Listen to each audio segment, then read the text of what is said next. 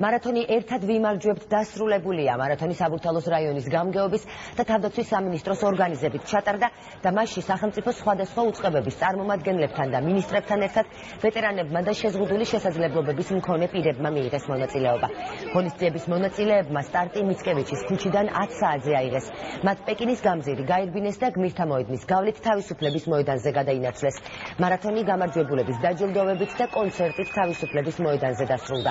ღონისძიების ფარგლებში დღეს ერთ-ერთმა სამხედრო მოსამსახურემ ხემურ დადიანმა აზიდვებში გინესის მსოფლიო რეკორდი დაამყარა. მან 1 წუთის განმავლობაში 54 აზიდვა გააკეთა.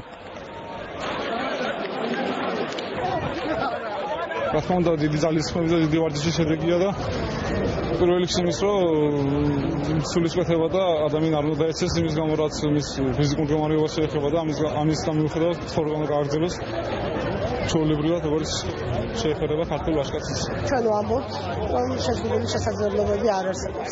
ეს არის ამ მარათონის მთავარი გზავნილი ქართული საზოგადოებისთვის და ნამდვილად არ არსებობს შეზღუდული შესაძლებლობები, თუკი საზოგადოება ერთიანია. ასეთი მარათონები ხას უსვამს იმას, რომ შეზღუდული შესაძლებლობები არ არსებობს, რომ ადამიანები ყველანი ვართ ერთნაირები, რომ ადამიანებს ყველას შეგვიძლია და ფორმულა, რომ შეუძლებელი შესაძლებელია, მართლაც მოქმედებს ცხოვრებაში. საინტერესო წარიმართა შეჯიბრი, რა თქმა უნდა, რთული იყო, საინტერესო იყო და მე გამიმართლა, გავიმარჯვე და ძალიან ვარ გახარებული. ორგანიზება ყველაფერი იყო ძალიან მაღალ დონეზე.